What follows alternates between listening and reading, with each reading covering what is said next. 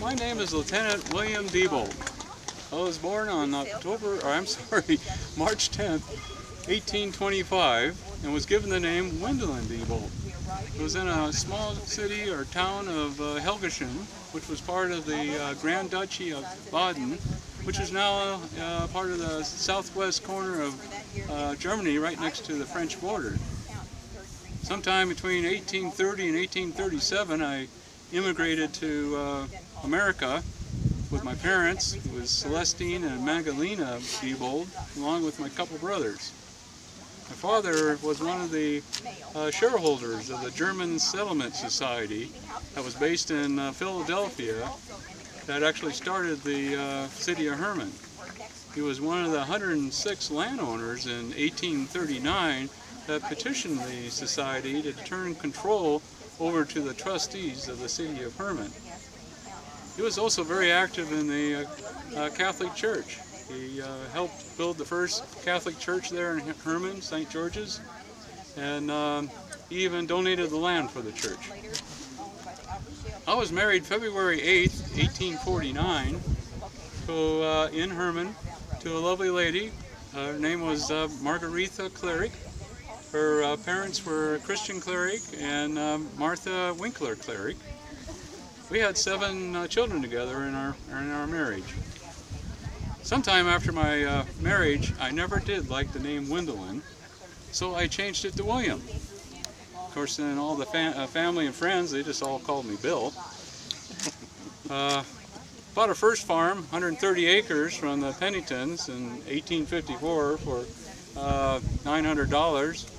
A couple years later, we bought another 40 acres from Dietrich and Mary Zeeps for $100, and then finally in 1858 bought our last 40 acres from Ambrose and Lerner Kramer for a grand sum of $5.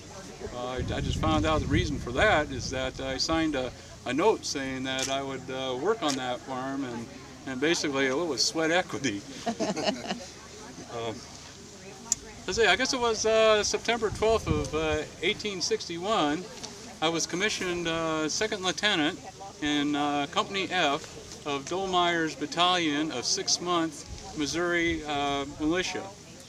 Our commanding officer was William Q. Dolmeyer.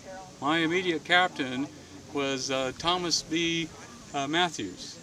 We mustered in at Camp Matthews, which is up here by Liberty Baptist Church, and shortly after we were transferred to Chamois, Missouri, where we sent out a lot of search parties looking for rebel soldiers. Well, we never did find any opposition, so they moved us over to Franklin, Missouri, and there we did just guard duty until December of '62. Our 6-month service was up, and they disbanded the battalion.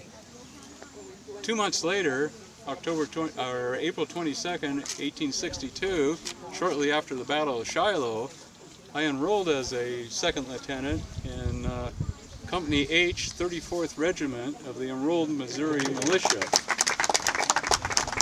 It was over 2 years before I was actually called to active duty by General John B. Gray. My immediate captain was Henry Norrie. Early October of 1864, Price's Raiders was coming through. It was actually right after the Battle of Pilot Knob, which was the first military excursion of Price's Raiders here in Missouri. And on October 3rd, 1864, they took control of the city of Herman. They captured several trains and steamships. The next day, October 4th, they were actually around this area near the Old Woolen store looking for supplies and horses. And according to official Army documentation, I was killed by a rebel rifle ball on that day near the store. Now, I had no idea of how much trouble I caused my poor wife here, changing my name from Wendelin to William, because in 1873, she filed for a widow's pension with the U.S. government. But she had to convince them that the Wendelin that she married and the Lieutenant William was one and the same person. So after a whole lot of documentation, affidavits, statements, and letters, requests, she got her $15 a month widow's pension in 1889, 16 years later. But you can see she actually got the last laugh on me, because look at the name that they put on she had put on the gravestone, Wendland. So after my death, my family came up with some stories of my demise. They said that I really wasn't killed by the old woolen store, that I was actually shot in the back out in the woods, and I was able to jam my rifle barrel into my boot and stuck it under my arm, and I was able to hobble my way over to the pathway that went up to the old woolen store, and that one of the women from the Drool family was heading up the path and found me on the path dead.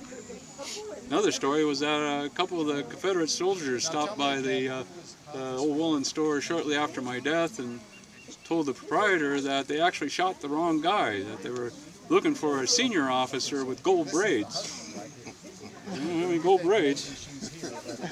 And finally, there was the story of my poor wife. She got the mule in the wagon and went up to the store to pick up my body, and they loaded me up on the back of the wagon, and she covered me with a white sheet and headed on back to the family farm. She stopped several times by the Confederate soldiers. They always looked under that sheet, make sure I was good and dead, and that she wasn't trying to protect a live Union soldier. Kind of shame that I died so late in the war, because it turns out that Price's Raid was the last significant Confederate operation west of the Mississippi River. It helped re-elect President Abraham Lincoln, and it also cemented the Union control over the very contentious border state of Missouri. So thank you, folks, for stopping by and having this little chat with me. Job well done. Thank you. Interesting. Got a lot of interesting folks around here. Yeah, I know.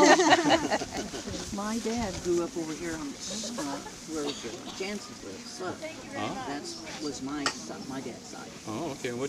My father was Walter, and then Walter Lloyd was my dad's brother, but my grandfather was Ferdinand.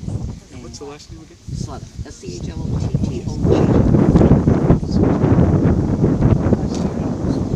My Aunt June is around here someplace. She probably knows you and knows of it. I remember the name. And then the girl also, Alfred, Charlie girl, well, then my mother was sister to Alfred. So her name was Lorella. Those names on the tree, but if we looked hard enough, we're probably related somewhere.